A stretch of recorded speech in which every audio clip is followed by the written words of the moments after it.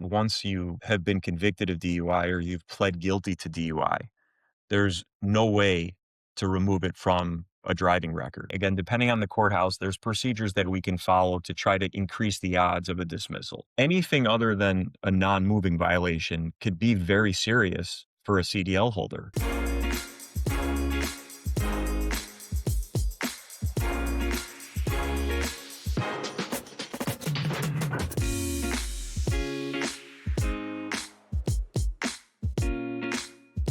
A disclaimer, nothing you hear on today's episode should be considered legal advice. If you do have a legal issue, contact a lawyer and discuss it with your lawyer.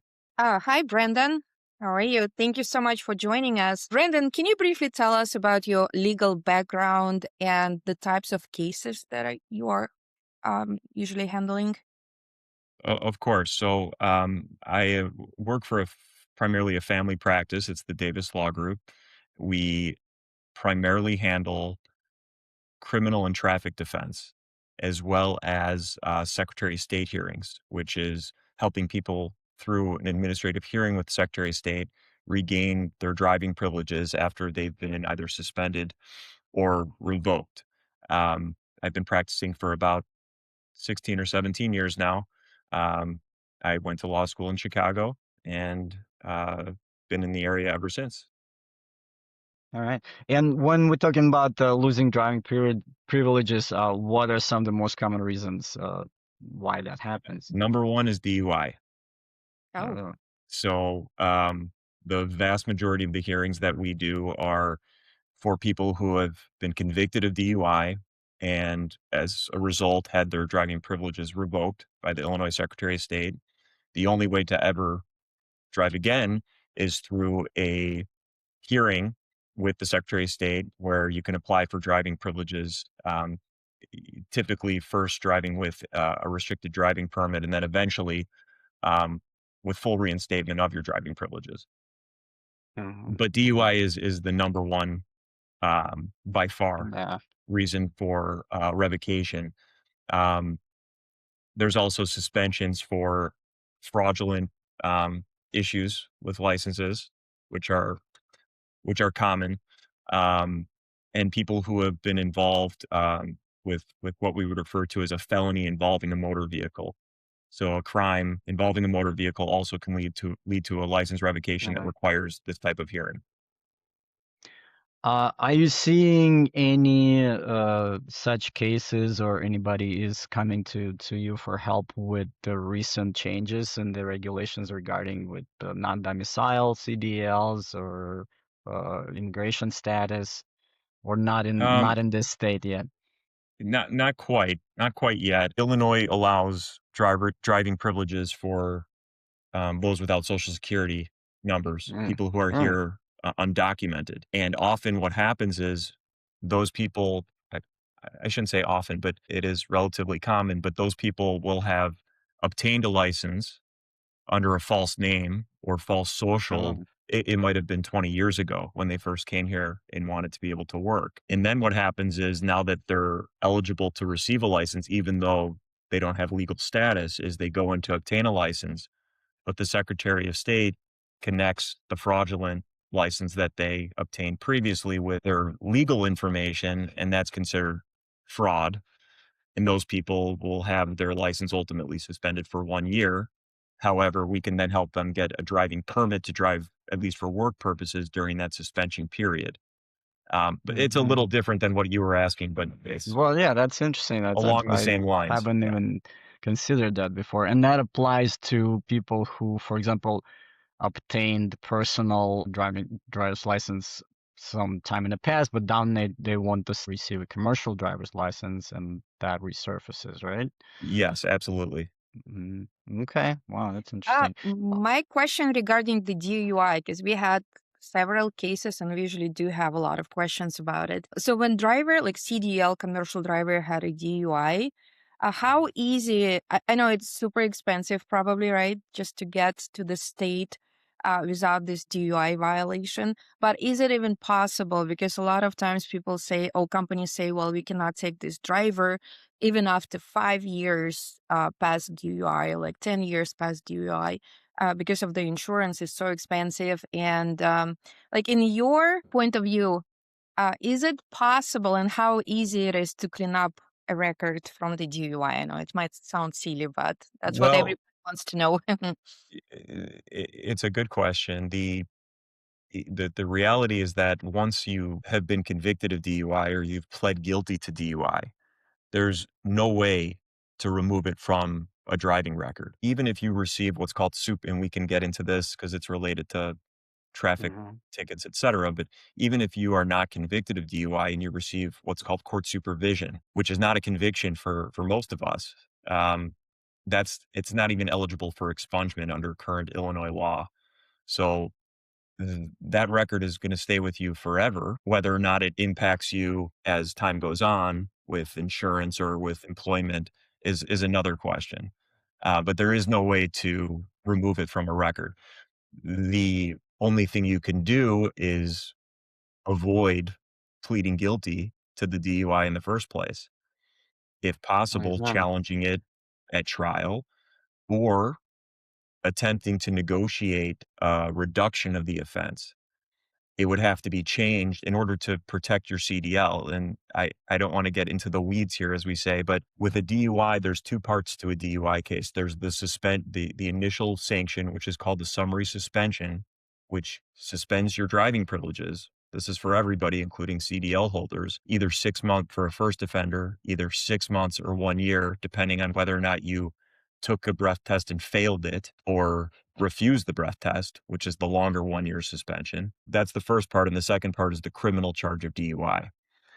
With the summary suspension of your license, that will also cause a automatic 1 year disqualification of your CDL privileges. The suspension would have to be successfully challenged, removed in order to regain not just your regular driving privileges, but also avoid that 1 year loss of your CDL privileges. Even if you're successful in challenging the suspension portion of the case, you then have to also successfully challenge the DUI, because if you're convicted or even given supervision for the DUI, it will also cause a 1 year loss of your CDL.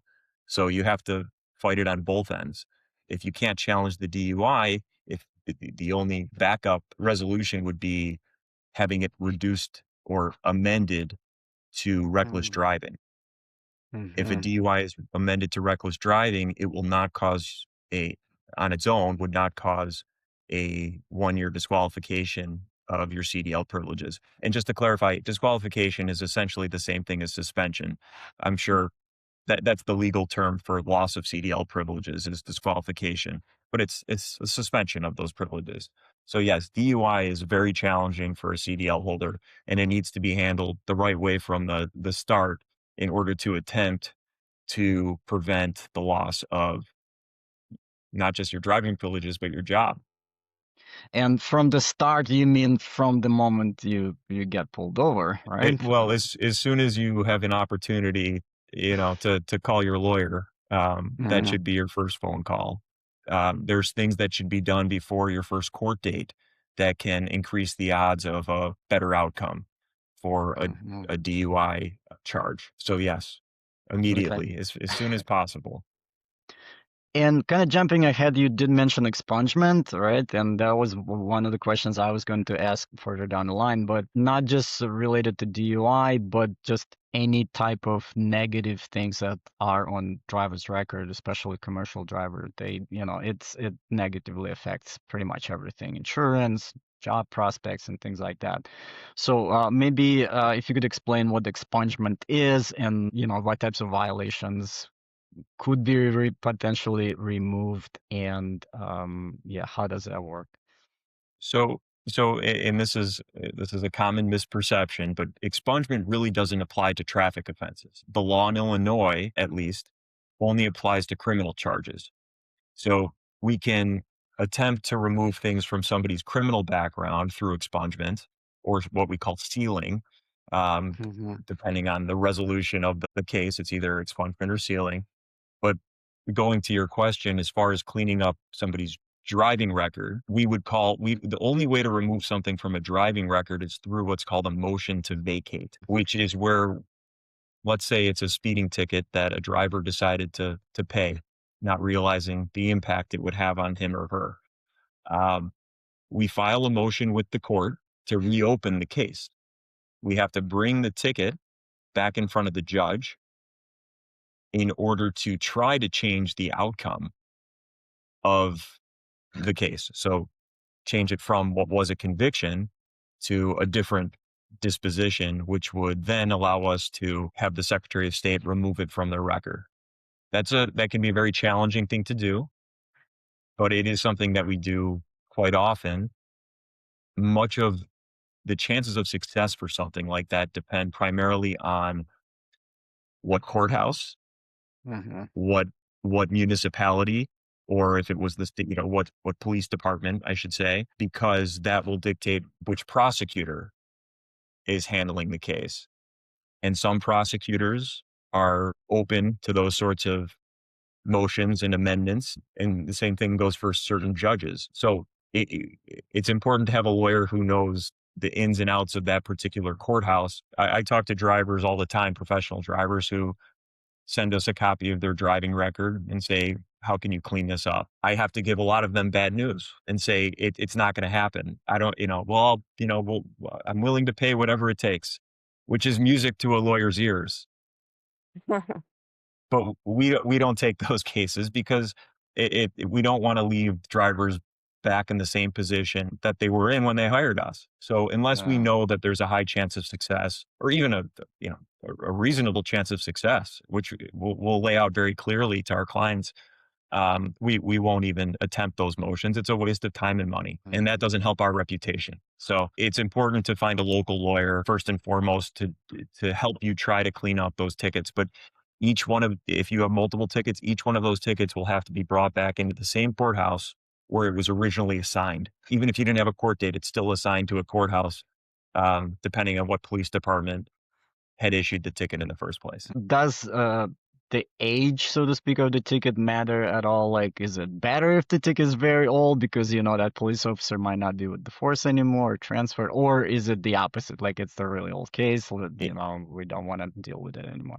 It's the opposite. Generally speaking, it's the opposite. If it's some court, and again, this is specific to certain courthouses, judges, et cetera, but some courts, if the ticket's more than 2 years old, they'll essentially say that they don't have jurisdiction over the ticket anymore. They can't reopen it. They won't vacate the plea that was previously entered. If a case was never resolved, this is a different sort of situation, then you'd be right, where if it's 10 years old and the officer's no longer on the force and we're able to reopen the case and set it for trial, well, we're going to have a lot of success because they're not going to be able to prove the case. That's not the situation with most traffic offenses. It's going to be, it's a different type of situation. That's more for criminal matters, which we don't need to get into. But the more recent, the better, because we can go in and that gives us more of an opportunity to say, look, this driver paid the ticket 6 months ago. He's now being told by his employer that he's uninsurable. We need to do something about it. This is his livelihood. And it gives us a fighting chance rather than saying, this is something from 5 to 10 years ago. Well, why hasn't it been an issue? Why is it now all of a sudden an issue? And again, there's jurisdictional issues over that as well. All right. Yeah. Thank you. Yeah. So my question is like you just mentioned, if the ticket cannot be dismissed, what is the best outcome for some of the cases? Can it be reduced maybe or mitigated somehow just to make it better? Of course, the best outcome is a dismissal or a finding of not guilty after trial. If neither of those is possible, the next best result for a CDL holder is that the ticket is reduced to a non-moving violation. Non-moving violations do not go on a Secretary of State driving record as far as Illinois is concerned. That's usually the gold standard, is a non-moving violation. That's not possible in every case. A lot depends, again, on which courthouse, which courtroom, which prosecutor, et cetera. It's important I think at this point to explain that the biggest mistake a driver can make is just paying the ticket Mm. without trying to keep it off of their record. If it's a moving violation, it's going to likely have an impact, and it's worth at least attempting to keep it off of your record so it doesn't impact insurance, employment, etc. Even if we know that a resolution like a reduction to a non-moving likely, we still have the opportunity to go into court. We can set it for trial. We can see if the officer even comes to court. Sometimes we get very lucky and the officer doesn't come to court, and we can use that to get a dismissal of the ticket. There's just too much riding on these what we would otherwise consider minor moving violations for truck drivers, for CDL holders. And you don't know what the future is going to bring. Sometimes, a driver will say, well, I, I haven't had a ticket in decades. It's okay if I just pay this one. Well, maybe that's true, but maybe a month later you get pulled over again and issued a ticket. And, now it's too late potentially to do anything with that initial ticket. And now you're facing the loss of your CDL. And I think I want to go back and explain that supervision, because we've talked about supervision a little Hmm. bit, but supervision is usually an option on minor moving violations. Supervision, court supervision is technically the term, um, is great for somebody like me because it keeps my public driving record clean. Even if you're given court supervision as a CDL holder, sometimes you can mail in a ticket and request traffic school. That is a form of supervision. Most tickets will say on there, if you read them closely, do not do this if you're a CDL holder. Hmm. Because even if you're given that supervision, the Secretary of State will put that ticket on your record and treat it as a conviction for CDL Mm. purposes. So supervision is not a good option, which is why the case has to be dealt with in court to try to have it dismissed, challenge it at trial, or brought down to a non-moving violation. Hmm.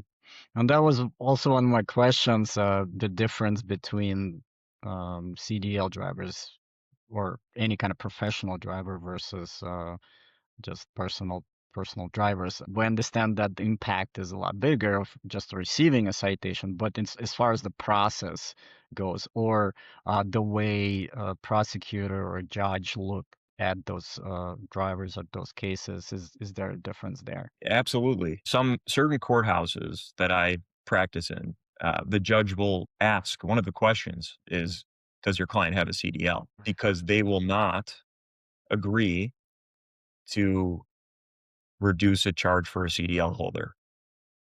And that brings us to a topic that we should discuss, which is these anti-masking rules or policies. There's certain, like I have mentioned numerous times now, there's certain courthouses where they won't touch a ticket for a CDL holder because there's a federal prohibition on amending or reducing or deferring these violations for CDL holders. So, in other words, taking any action upon a plea of guilty to keep it off of their driving record. And because these judges and certain prosecutors abide by this federal prohibition, they will double check before accepting any sort of plea agreement on whether the driver has a CDL or not. So Hmm. having a CDL is a large factor in what in what can be accomplished in a courtroom almost always. So if you do encounter a situation like this, court is very strict. They have some kind of anti-masking policy. So pretty much the only option in this case would be to just plead not guilty and try to prove that you actually were not guilty. Yes, so either a trial like you're describing, or in certain situations, there can be proof issues, which is our argument. Not always, of course. The vast majority of the time, it's very easy for the prosecutor to prove a minor moving violation. They put their officer on the stand to testify as to what they observed. And if that officer is able to testify credibly, at least in the eyes of the judge, it's his word against yours. And that's a very hard thing to overcome. In situations where there is a proof issue, sometimes we can justify an amendment in those situations, like with DUI. Let's say they don't have enough, and that's a more extreme example, but let's say the driver didn't take any field sobriety tests, didn't take a breath test. Maybe they smelled like alcohol and the officer assumed that they were driving under the influence based on, very minimal factors. The prosecutor knows that they can have a very difficult time proving that case. What they might be able to prove is reckless driving, for example. Let's say the driver also committed a few moving violations that would amount to reckless driving. So there you might judge to accept that sort of amendment because there's a basis, we call a factual basis, to support that amendment. So there's a justification for it. So it's not just, oh, we're cutting a break because he has a CDL. It's because we can't prove this charge, but we can prove that charge. So there's options and Mm-hmm. there's different routes that can be explored, but it all depends on the circumstances. But yes, a plea of not guilty would be, like you initially said, would be necessary if there is no other way to challenge the ticket. Cool. My question is, a lot of times, like we just figured that out, that drivers want to pay the ticket so it can go away. So rule number one, never pay this ticket, obviously, right? And then are there any violation that might seem minor, but can have serious consequences on a CDL driver's record? Like they might think it's not a big deal, but it's a very serious violation.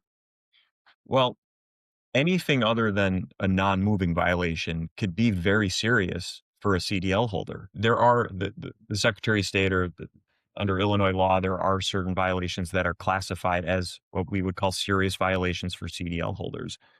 Those would include speeding 15 or more over the limit, improper lane usage, so lane violations, following too closely. There's several, a failure to reduce speed to avoid an accident, and there's several others. They seem like minor traffic tickets to most. If I was issued a ticket like that, maybe I wouldn't lose any sleep over it, but they can have an outsized impact on CDL holders. CDL holders are just held to a much higher standard than the rest of us, and it requires approaching these situations in a much different way than for the rest of us. But anything other than a non-moving violation, an equipment violation, is serious. It can have a massive impact. So I think it would be worth explaining that those ones that are classified as serious, two of those, just two, within 3 years, will cause a CDL holder to lose their driving privileges, their CDL privileges, Uh, through what's again called a disqualification for 2 months. I think, and then three of those offenses within 3 years would cause a 4-month disqualification. You'd be sidelined off the road for 2 months and then have a very difficult time with employment, I would assume, from what I've heard, and insurance if that ends up on your record. So Mm. these are what would otherwise be minor moving violations that are having a massive effect if you accumulate just two within 3 years. Mhm. yeah, And one of like, these violations that you mentioned was related to accidents, right? And it's Yes. failure to reduce speed to avoid an accident, I believe it is. And I remember we had a few cases like this with you where you were able to assist drivers with that. And I remember that you mentioned that this is a very commonly issued ticket in case of an accident. It seems like almost like default setting for some of the police officers who just issued that ticket. Is that true? And also, like a related question, in case of an accident where a commercial vehicle and a personal vehicle are involved, who's more likely to receive a ticket? Is there prejudice towards commercial drivers, or is there no such thing? Well, to answer your first question, that's exactly right. Failure to reduce speed to avoid an accident or driving too fast for conditions, which is under the same statute, that is almost always issued after a traffic accident. It's the most common ticket by far. It's a very broad statute, and there's confusion about this. The ticket is not because you were speeding; it's because you didn't stop in time to avoid contacting the vehicle, in front of you, let's say, in a rear end collision. It could have been at 1 mile per hour, and you could receive that sort of ticket. They can very easily prove that offense, most likely, Mm, in a rear end collision like that. So it is the most common ticket after a traffic accident. Of course, there's others. As far as who's going to get the ticket between a truck driver and a regular vehicle, I don't know if I would say that maybe there is bias, but of course, when you see a truck versus a passenger vehicle, the truck driver is almost always going to get the ticket. At least that's what we see. But I don't know. I can't tell you there's a specific reason for that, but that is common. And, they assume that the truck driver should be, again, held to a higher standard. It must have right. been the truck driver's fault. But that's not always the case. And of course, it's important to challenge those tickets at trial if necessary, because they can have this very large impact on your record and insurance, especially involving an accident. And what's helpful in those cases is making sure that we have a very clear understanding from the driver's perspective of what happened, what actually took place, their version of events. If there is dash cam footage, that can be very useful as well. So another question that always comes up is, what are the consequences for CDL drivers having multiple CDLs? Is that a criminal charge? Driver can go to jail for this? As far as I know, there's no criminal charge for that type of action. My understanding is that at least the law, the rules and regulations that I'm familiar with the Secretary of State here in Illinois, Mm. if they find out that you're holding a license in more than one state and haven't surrendered Mm. the original license, they will cancel the license, so it's no longer effective. But I've never come across a driver having a CDL from more than one state, at least under their legal information, which again, we've dealt with fraudulent issues before, but I haven't seen that happen. It is a federal violation. I don't believe like states have additional laws that prohibit that specifically. Yeah, because states deal with their own state CDLs, I would imagine. Right. Um, yeah, and states, to be honest, have a lot of them do a really bad job suspending or canceling CDLs when driver moves out of state or renews the license or something like that. Um, so yeah, going back to the courts and the processes of fighting the ticket. So what are some of the most common misconceptions you have to deal with when clients come to you expecting you to fight Mm. that ticket? One that comes to my mind immediately is what we call scrivener's errors. So, what are more or less typos on the ticket? Their name Mm. is spelled incorrectly. The color of their vehicle is wrong. The time of day is wrong. Those errors are generally not what we would call a fatal defect to the ticket. That doesn't mean that the ticket's going to be dismissed. The prosecutor has the ability to amend the ticket with leave Mm, of court, what we up until trial.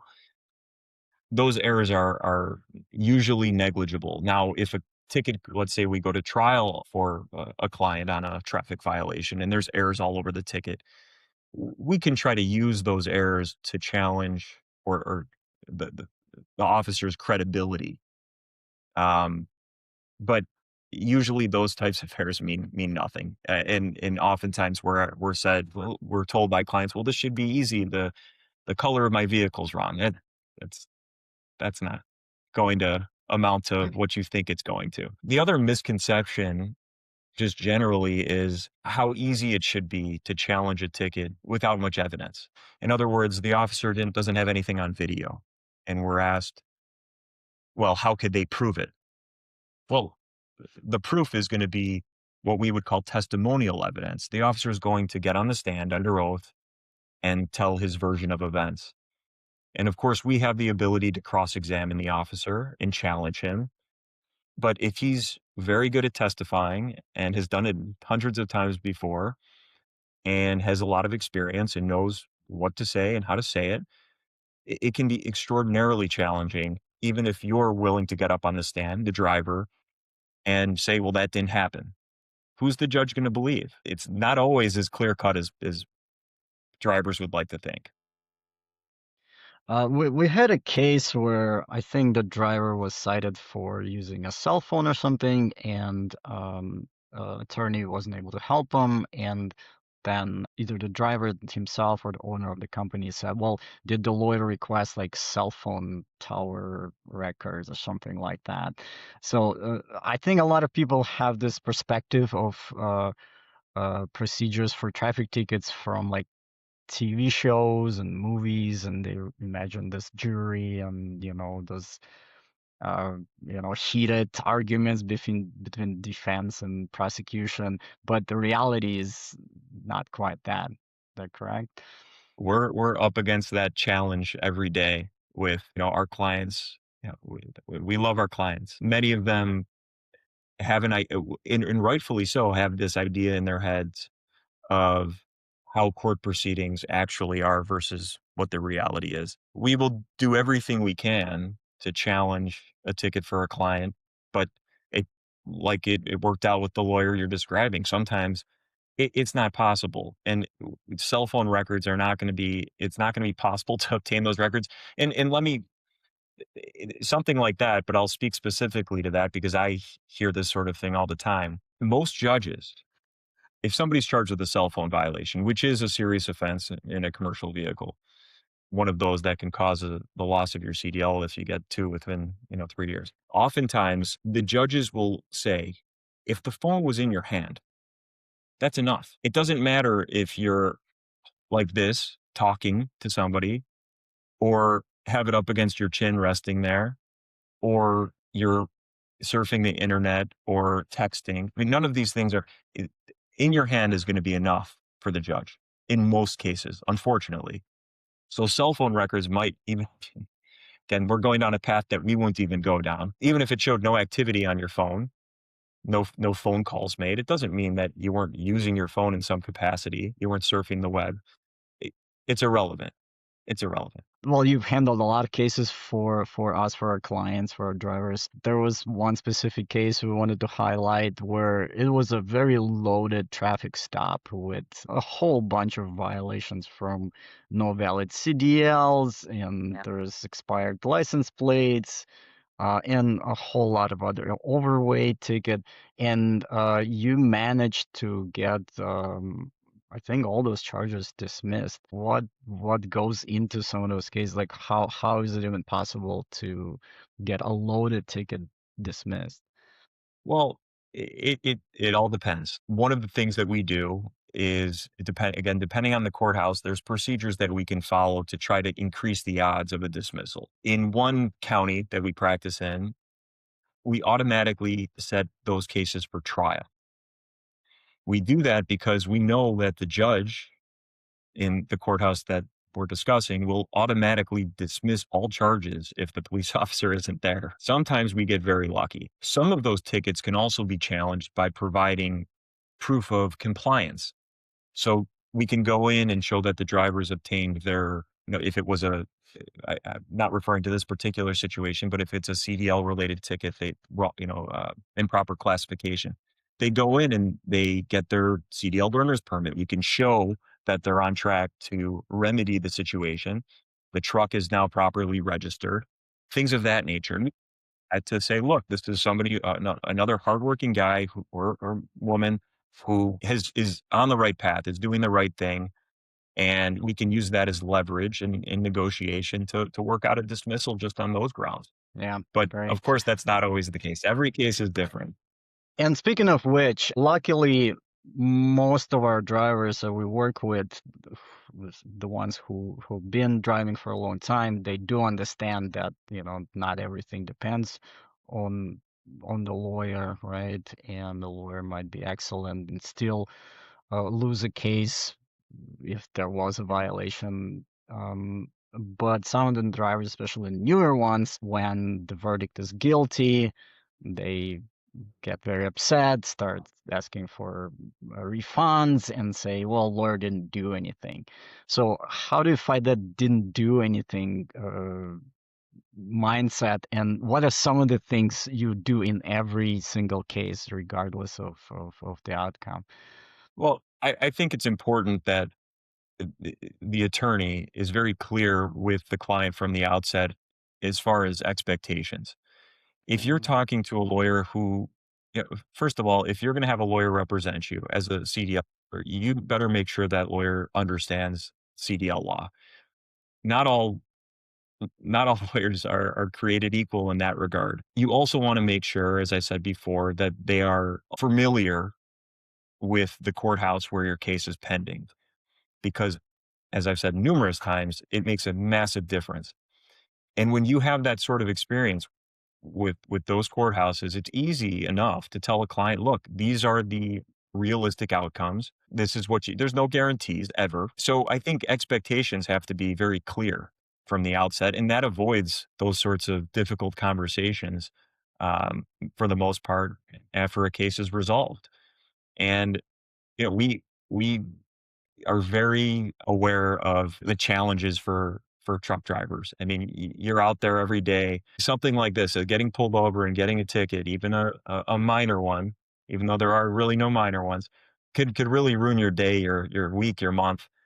And we appreciate that. I think we know it's your livelihood. This part of the practice representing CDL holders is something that we built up over the last couple decades at our firm. And CDL holders are some of our favorite clients because these are hardworking people and people who truly care about providing for their families, and being able to help them is very meaningful. So we take it seriously, and I think our clients know that. And if we can't get we can't make magic happen, as long as we've explained that from the start, that there's no, what the expectations look like and the chances of success look like, then I think it's fair for everybody and everybody's on the same page.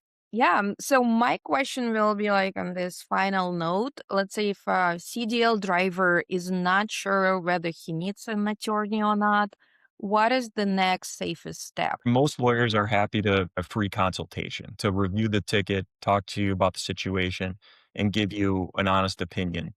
Sometimes Mhm. it's not necessary to have a lawyer. If it's a minor a compliance violation, you go to court and show that, you took care of the loud muffler, whatever those sorts of things. Maybe you don't need a lawyer, or maybe you know what? Sometimes you want a lawyer because you don't want to be inconvenienced. You don't want to be take the day off the road to go to court. So Mhm. most of the time, we can appear in court without our clients and avoid the need for them. But in any event, uh, whatever it is, a lawyer can review the situation with you and tell you whether or not it's worthwhile. But there's no reason to take a guess. You can get those answers very easily. You pick up the phone and make a call. And if Thank you you. need help finding a reliable lawyer, honest lawyer like Brandon, give us a call. Yeah, we'll insert the information below. And yeah, so we've been working with you for quite a while now, and Yeah. the results are amazing. I will thank you so much for your attention, guys. And thank you, Brandon. It's not going to be the last time we're seeing you on our podcast because our listeners have so many questions about violations, about CDL rights, about what police officials can and cannot do. So, very useful information. Thank you. I would be happy to join you again. Thank you for having me. Thank you so much, Brandon. See you next time.